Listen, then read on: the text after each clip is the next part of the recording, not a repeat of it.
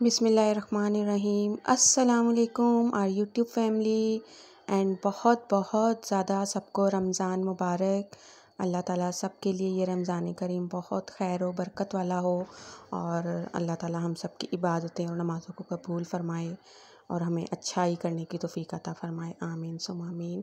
यहाँ पे जी मैं भी आपको कुछ दिखाती चलूँ अपनी तैयारियाँ कि मैंने क्या क्या तैयारियाँ की। बहुत ज़्यादा तैयारियाँ तो नहीं की, एक्चुअली इस दफ़ा कुछ थोड़ी मेरे काम की मैनेजमेंट कह लें या कुछ बस थोड़ी वो हो गई थी मिसहैप्स टाइप, तो थोड़ी तैयारियां ज़रा मेरी लेट हो गई। यहाँ पे जी मैं कबाब बना रही थी। सहरी में अक्सर हमारे यहाँ शौक़ से खाए जाते हैं, अब्बू ख़ास तौर पे मेरे ससुर बहुत शौक़ से खाते हैं सहरी में कबाब, तो सहरी में के लिए कबाब मैं लाजमी बनाती हूँ। यहाँ पे मैंने 1 केजी जो है गोश्त लिया था, 1 ही केजी मैंने चने की दाल ली थी। मैं बराबर का लेती हूँ। उसमें नमक, हल्दी, मिर्च और ज़ीरा और साबुत लहसुन डाल के इसको मैं चढ़ा देती हूँ ऑलमोस्ट 35 मिनट्स के लिए। और दाल को भिगोती नहीं हूँ पहले, बस जस्ट धोती हूँ दाल को। दोनों चीज़ें गल जाती हैं तो उसको मैं ग्राइंडर चॉपर किसी चीज़ से ग्राइंड वो नहीं करती। ये जो कूटने वाला डंडा होता है ना, इससे जो है मैं इसको गरम गरम को ना कूट लेती हूँ। और इससे जो कूटता है ना, वो मैं कहती हूँ अगर आप एक दफ़ा इससे कर लेंगे आपको किसी चीज़ से मज़ा नहीं आना। इससे जो कुटता है ना तो इतना अच्छा कोई रेशा बनता है ना गोश्त का, जिसकी कोई हद नहीं। तो यहाँ पे ये पुदीना है, धनिया है, अंडे हैं 4, प्याज हैं, पिसा गरम मसाला है, हरी मिर्चें हैं, अदरक है। तो ये सारी चीज़ें अब इसके अंदर ड्राई मसाले जाएंगे। पहले जस्ट मैंने नमक, मिर्च, हल्दी एंड लहसुन डाल के, लहसुन को बाहर निकाल लिया था। वो छिलके समेत डाला था, आपने देखा था। जब उसको मैंने बाहर निकाला था ठंडा करके, उसको यूँ हाथ से निचोड़ेंगे तो उसका सारा गूदा बाहर आ जाता है। तो डायरेक्ट डाल देती हूँ। और मैं साबुत गरम मसाले पहले नहीं डालती, मैं जब पिसे हुए डालती हूँ लास्ट में इस तरह से। तो ये सारी चीज़ें डाल के अच्छी तरह हम इसको हाथ की मदद से मिक्स कर लेंगे। और समटाइम्स जो होती है हमारी दाल जो है ज़्यादा ड्राई हो जाती है, उसमें पानी जैसे कम होता है, तो उसमें हम उसी हिसाब से अंडे डालेंगे। अब जैसे यहाँ पे मैंने 4 अंडे डाले। जब मैंने इसका मिक्सचर रेडी कर लिया तो मुझे फ़ील हुआ कि 1 अंडा और ऐड होना चाहिए, तो मैंने जो है 1 अंडा और ऐड कर लिया था। और यहाँ पे आप देख सकते हैं बिल्कुल परफेक्ट जो है ना कबाब बने थे। और इस रेसिपी से आप कबाब बनाएंगे तो बहुत ही मज़े के और रेशेदार, जैसे कि आप लोगों ने एक्चुअल कबाब देखे होंगे तो एक्चुअल कबाब इस तरह के बनते हैं, ये बहुत ही टेस्टी। तो यहाँ पे जी मैंने हरा धनिया ले आई थी मैं काफ़ी सारा। रमज़ान में आपको पता है मुश्किल से मिलता है हरा धनिया और नखरे भी बढ़ जाते हैं, तो मैं ये ले आई थी 5-6 एक साथ ही ना उसकी गड्डियाँ। उसको मैंने सारे को धो के और उसको ड्राई करके रख लिया। तो ये मैंने इसको अच्छी तरह खुले पानी में धोया है और इसको फिर मैंने बास्केट में 10-15 मिनट के लिए रखा कि इसका पानी निकल जाए। फिर इसको मैंने ट्रे के अंदर एक कपड़ा बिछाया, लॉन का कपड़ा बिछाया और उसके ऊपर इसको थोड़ी देर सूखने के लिए डाल दिया, ऐसे ही आधे घंटे 1 घंटे के लिए। इसका बहुत ज़्यादा ख्याल रखना होता है क्योंकि हम इसको ज़रा भी पानी में ज़्यादा देर छोड़ेंगे ना तो ये धनिया जो है ख़राब हो जाता है। आपको पता है कितना नाजुक होता है।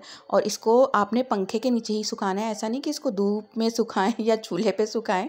तो ये पंखे के नीचे ही सूखेगा और बहुत अच्छा सूख जाता है अगर आप एहतियात से सुखाएं इसको। अभी मैं आपको दिखाऊंगी लास्ट में। इसी तरह मैंने पुदीना मैं इतना ज़्यादा नहीं लेके आई थी, जो मेरे पास रखा हुआ था ऑलरेडी पहले भी ड्राई हुआ। मैं हमेशा पुदीना जो है वो ड्राई करके रख लेती हूँ। और धनिया हमेशा नहीं, ऐसे रमज़ान के लिए या जैसे कभी शॉर्ट हो रहा है तो फिर लेके ड्राई कर लिया। तो यहाँ पे ये थोड़ा ड्राई होना शुरू हो गया था ना, तो फिर मैंने इसको कटिंग कर ली थी क्योंकि पूरे जब वो साथ ही रहेंगे ना तो डंडियाँ गलना शुरू हो जाती हैं तेज़ी से, वो फिर जल्दी से सूखती नहीं है। तो फिर मैंने ऊपर की मोटी मोटी डंडियाँ जो थी वो उतार दी थी और बाकी जो पूरा है ना ये कट कर लिया था धनिया और इसको फिर अच्छे से फैला दिया था। और मुझे थोड़ी बेचैनी रहती है कि चीज़ ख़राब ना हो क्योंकि मेहनत हुई है, तो मैं हर थोड़ी देर बाद आके ना इसको हिलाती रहती हूँ। मैंने फिर इसमें से कपड़ा भी निकाल दिया था, मुझे ऐसा लग रहा था कि कपड़ा जो है ना सूख नहीं रहा, तो जिसकी वजह से धनिया भी सूखेगा नहीं। तो मैंने फिर बीच में ना रात में इसमें के नीचे से कपड़ा निकाल दिया था।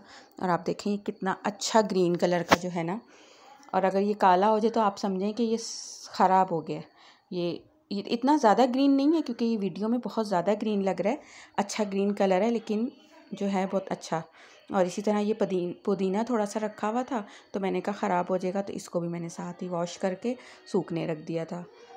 ड्राई होने रख दिया था। इसको भी इसी तरह आपने पंखे के नीचे रखना है। इसको अगर आप धो के ऐसे ही भी फैला देंगे ना तो ये सड़ जाता है, इसमें स्मेल आना शुरू हो जाती है फ़ौरन। तो इस बात का ख्याल रखिएगा कि आप लोगों ने पंखे के नीचे रखने हैं इनको ख़ास तौर पे। और बहुत अच्छा है ये जो है रहता है इजी। मेरे पास अक्सर पुदीना वगैरह नहीं मिलता है तो ये मेरे पास ड्राई पुदीना होता है हमेशा ही। पुदीना तो हमेशा मैं रखती हूँ और वो फिर रायते में, खानों में, बिरयानी में, हर चीज़ में यूज़ हो जाता है। शरबत वगैरह में रमज़ान में तो आप बहुत ज़्यादा मैं यूज़ करती हूँ ये पुदीना। तो यहाँ पे जी मेरी दोनों चीज़ें रेडी हो गई थी। धनिया भी मैंने सुखा के रख लिया था एंड पुदीना भी। अब हम इनको खानों में हर चीज़ में ऐड कर सकते हैं। अब यहाँ पे जी मक्खन नहीं मलाई थी, मलाई मैंने जमा की हुई थी और इसका मैंने घी बनाना था। मैंने एक दिन पहले निकाल के रख दी थी मलाई और उसके बाद जो है ना फिर मैंने चूल्हे पे हल्का सा उसको सेक लगाया। सिर्फ सेक लगाना है, पकाना नहीं है। और उसके बाद मैंने उसको ग्राइंडर में डाला। ग्राइंडर में डाल के उसको पहले चलाना है हमने 1 मिनट तक। 1 मिनट तक चलाने के बाद हमने इसके अंदर ठंडा बर्फ़ वाला पानी जो है वो इसके अंदर ऐड करना है। जैसे ही हम ठंडा पानी ऐड करेंगे उसके बाद फिर हम ग्राइंडर, उसके बाद बहुत देर तक चलाने की ज़रूरत नहीं है, वैसे ही 30 सेकंड के लिए आप चला लें। अब देख रहे हैं ना, इसी तरह मक्खन ऊपर आना शुरू हो जाता है। ये ऐसे सारा मक्खन जो है ऊपर आ जाएगा। तो इजीली इस तरह मक्खन भी घर में बन जाता है। एंड घी हम लोगों के यहाँ सब लोग डेली रूटीन में भी अम्मी अब्बू हाथ में खाते हैं घी रोटी दोपहर में। एंड रमज़ान में तो सब घर वाले सुबह सहरी जो है हम घी से ही करते हैं, घी वाली रोटी से। तो यहाँ पे जी मैं मक्खन बना रही थी। बस कुछ यही मसरूफ़ियात थी, इतनी ज़्यादा, कुछ घर की कुछ बाहर की, जिसकी वजह से मैं वीडियोस वगैरह नहीं अपलोड कर सकी रमज़ान से रिलेटेड। तो बस आज भी बाय चांस ही समझ लें अब रोज़ा हो गया तो मैंने कहा जल्दी से एटलीस्ट ये वीडियो जो बनी हुई ये तो मैं अपलोड कर दूं। अभी भी काम ख़त्म नहीं हुए। काम तो सारी ज़िंदगी ख़त्म होने वाले नहीं हैं औरतों के। तो यहाँ पे जी देखें ये घी सारा मक्खन सारा ऊपर आ गया था और मैं इसको इस तरह हल्के हल्के हाथ से आप लें और इसको यूं यूं करेंगे ना दोनों हाथों से, जैसे कोई कबाब शबाब बना रहे हैं इस तरह, तो इसका पानी जो है निचड़ता रहता है। ये सारा देखें मक्खन है, पानी सारा निकल गया। और आपने नीचे छन्ना बड़ा स्ट्रेनर रखना है ताकि जो है जो आपका पानी उसमें गिरे, उसमें भी मक्खन होता है तो आपने वेस्ट नहीं करना। इस तरह हाथ में लेते जाएंगे और इसका पानी निकालते रहेंगे। आप जब पतीली में भी इसको रखेंगे ना, ये मैंने हल्का सा इसको वो किया प्रेस, तो इसमें से देखें पानी निकला। हल्के हल्के हाथ से करना है इसको प्रेस भी और यूँ एक दूसरे में हाथ में भी। जब आप ये सारा मक्खन निकाल लें तो आप जो है इसको सारी रात के लिए फ्रिज में अगर रख देंगे तो इसका सारा एक्स्ट्रा पानी निकल आएगा। लेकिन मैंने नहीं रखा था, मैंने जैसे इसी तरह सारा पानी निकाल लिया था और फिर मैंने इसको पकने रख दिया था क्योंकि टाइम मेरे पास शॉर्ट था। यहाँ पे जी मैंने मक्खन चढ़ा दिया है पकने के लिए साथ ही। और अब इसमें से जब घी निकलेगा, इसकी मैं आपको बहुत ही अच्छी टिप दूंगी जो आपने याद रखनी है, जो आपके लिए बहुत ज़रूरी है और कामदेह है, काम आ सकती है आप लोगों के, अगर आप लोग भी घर पे घी बनाएं। घर के घी जैसा टेस्ट मैं नहीं मानती कि बाहर कहीं मिल सकता है ना, कि जितने भी कहें हम ईमानदार हैं, कितने भी अच्छे, घर जैसा मक्खन मुझे नहीं पसंद आता कहीं। यहाँ पे देखें जी ऑलमोस्ट मक्खन वो ऑयल ऊपर आ गया है। तो उस पे ना आपने इसके अंदर 1 चम्मच भर के आटा डाल देना है। इससे होगा क्या कि इससे जो है ना आपका घी जो है वो दानेदार बनेगा। आपने देखा होगा कुछ घी जो होते हैं बिल्कुल लेस होते हैं असली घी, और कुछ जो होते हैं बहुत दानेदार। वो दानेदार जो होते हैं वो इस तरीके से होते हैं कि आपने ये 1 चम्मच जब इसमें डाल देंगे ना तो आपका बहुत ही कोई दानेदार वाला घी बनेगा और बहुत ही मज़ेदार।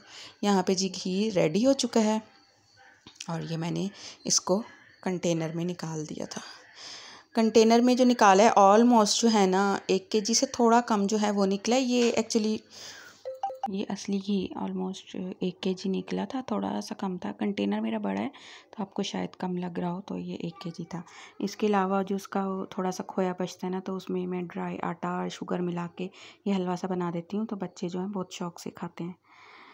तो जी यहाँ पे मुझे दीजिएगा इजाज़त। आप भी बताइएगा आप लोगों ने क्या क्या रमज़ान की तैयारियाँ की और अभी भी चल ही रही हैं। दुआओं में याद रखिएगा। अल्लाह हाफ़िज़।